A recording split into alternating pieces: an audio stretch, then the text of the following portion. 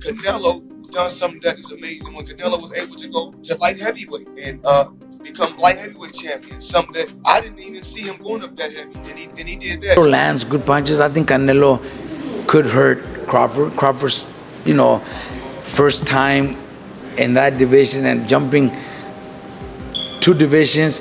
Terence Crawford being, to me, my favorite fighter. I mean, the best fighter pound for pound can be Canelo. I mean, a 147-pounder moving up to 68. Leaked training footage of Terence Crawford ahead of his highly anticipated bout with Canelo Alvarez is making waves across the boxing world. The clips showcase Crawford's razor-sharp footwork, fluid combinations, and relentless tempo in the gym. Notably, it's been reported that Crawford is sparring with former champion Andre Ward, move that has turned plenty of heads. Ward's renowned technical mastery and high ring IQ make him a perfect sparring partner, offering Crawford elite-level preparation against a fighter celebrated for both power and precision.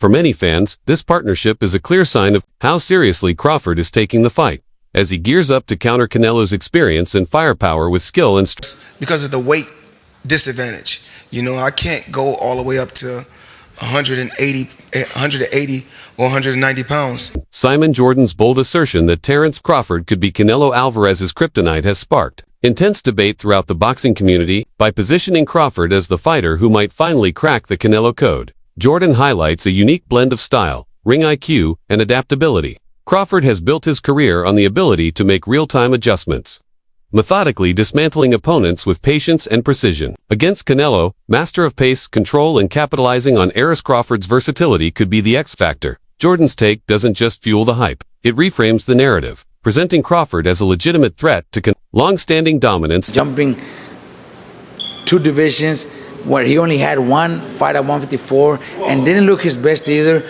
So there's a lot of questions, about that. And that's why a lot of people think Canelo is going to knock out Crawford. But I'm probably one of the only ones that I do give Crawford a chance. Yeah. I think Crawford could pull it off. Crawford is very talented. He's very fast. He's very smart in the ring. So I think a perfect fight, Crawford could pull off a decision. Mm-hmm. Okay. I think he could win a decision. I don't pick him. I wouldn't put my money on him winning because it's a very dangerous, risky fight, especially with Canelo being so strong. But Canelo's last few performances, he's looked slow, flat-footed, looking for one punch at a time. And if that's the Canelo that fights Crawford, Crawford could win a decision. Crawford could outbox him, could outsmart him, could land 3-4 punch combinations and move and win a decision. So do I give Crawford a chance? 100% think Crawford could pull it off. Would I put my money on it? Probably not, but I do give him a chance. Yeah, good stuff. Look, Robert, appreciate you taking time to speak to me. I appreciate you letting me in the gym today. Always a pleasure. And hopefully be catching up sometime soon. Thanks appreciate for coming. it. Thank you. Very Cheers. much. Terence Crawford maintains that he approaches every opponent with unwavering intensity, regardless of their name or reputation. As he prepares for his upcoming clash with Canelo Alvarez, his mindset remains unchanged, rooted in focus, discipline, and a relentless attention to detail. By treating every fight as the most important of his career, Crawford avoids distractions from hype or intimidation. His preparation for Canelo reflects the same meticulous conditioning, tactical precision, and technical excellence that have cemented his status as one of boxing's most gifted and consistent performers. Three-time undisputed is insane. If you were to beat Canelo, Terence Crawford, at that point, pound for pound, right under Floyd. Right under Floyd. Wherever you got Floyd, I put whatever you got him, Terence Crawford is right behind him. Unless you got him first. Okay, how about me? Because I don't have Floyd in my top 10. I have Pacquiao over Floyd. So I know somebody's about to get moist, but I would put Terence Crawford, man, that's old school. That's Henry Armstrong, Sam Langford. Like that's old. That's Joe Gans and Barbados Joe Walcott and Barbados Joe, not Jersey. I'm Barbados. Like that's old school accomplishments. Man, that's throwback. I would have to assess that. 3-time undisputed in the 4-belt era, and against who? Yo, that I don't think Pacquiao would have achieved had I don't think he achieved anything in a single fight that would be greater than Terrence Crawford jumping up 3 weight classes and beating Canelo. I don't think Pacquiao achieved anything in a single fight greater than that. Not in a single fight. Beating Cotto, I still, because Cotto was weight drained. Has Floyd done anything? Well, he beat Canelo. Fans and analysts.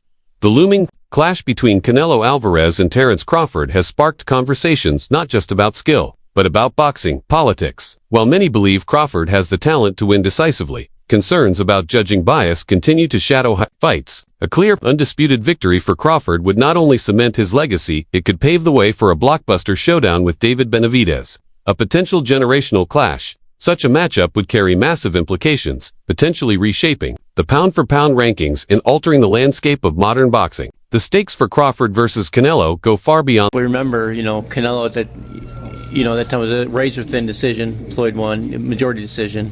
C.J. Ross had it with what a lot of people had as a draw. And then the other 2 judges scored it for Floyd, of course. And that was a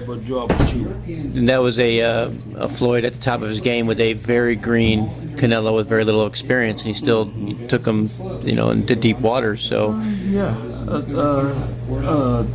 was Canelo? What, 20-something? 20 what? 23, 25? Yeah, he was. Very, very young in the game, obviously. Very young. He had more fights than Floyd, and he lost. Yeah, but man, that was 30-something years old, 36. But Floyd was clearly at the top of his career, and Canelo had fought a lot of people. But how you at the top of your career in your prime? You in your prime? You ain't in your prime when you're at 36. That's not your prime. Did he lose?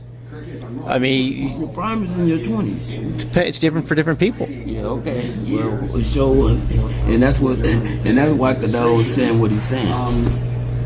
Want to make himself look like he did something great. Renowned trainer Robert Garcia has voiced his confidence in Canelo Alvarez, stressing that the Mexican superstar is approaching this fight with renewed focus and intensity. Garcia believes fans will see a very different Canelo than the one who delivered a lackluster showing against John Ryder this time, fully prepared, motivated, and tactically sharp. However, he also acknowledges the serious threat posed by Terrence Crawford, recognizing his elite skill set and adaptability.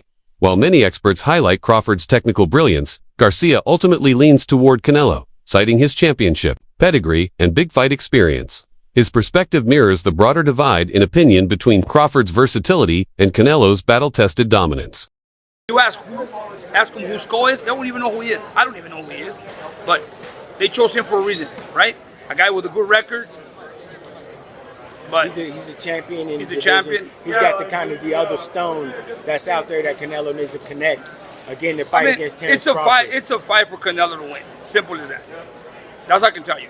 Then in September, if Canelo wins, he's got Terrence Crawford waiting in the wings. There is no way that Terrence Crawford, being to me my favorite fighter, the best fighter pound for pound, can beat Canelo. A 147-pounder moving up to 68. He can only maybe go 2-3 rounds, good 2-3 rounds, and then Canelo hits him and he hurts him. Canelo's being hit by Triple G, the hardest hitter in the division, and never hurt him. But Canelo will hit Crawford and he'll hurt him. Let's put it this way. You remember the fight Benavidez and Demetrius Andre? Yes. Demetrius Andre was a great fighter. Nobody wanted to fight him at 54. He moved to 60. Fight 1 or 2. Nobody wanted to fight him at 60. So what did he do? He moved up to 68 because there was nothing for him to fight Benavidez, a big fighter like that. Look what he did in the first early round. Demetrius Andre was in control. He was doing great. But once that weight starts kicking in, it takes over. There is no way that Crawford can beat Canelo. Turkey on the cheek. It's a big fan of Terrence Crawford. He wants to give him a good payday, and simple as that. That's all it is, man. Could be too soon for Xander, but who knows, man? Who knows? Yeah, absolutely. Do you feel like Canelo needed more seasoning when he fought Floyd, or do you think that Floyd just got his number? Period. Yeah, I think he was very inexperienced when he fought Floyd. He's a different fighter, but see, everybody's different. That fight is what made Canelo become the fighter that he is today. So, that's why boxing, man, is like when they shame guys for losses, it's like, man, you just got to really see how a fighter bounces back from a loss. It's like, because, you know, when Canelo lost to Floyd, there was a lot of things that Canelo learned in that fight that he added to his game. Next thing you know, Canelo started moving his head and his counters got better and his speed, and he understood timing. He understood how to like break guys down differently because he learned that off Floyd. So I think it was a good learning experience for Canelo. And then, you know, I think that kind of fight is gonna help him in the Crawford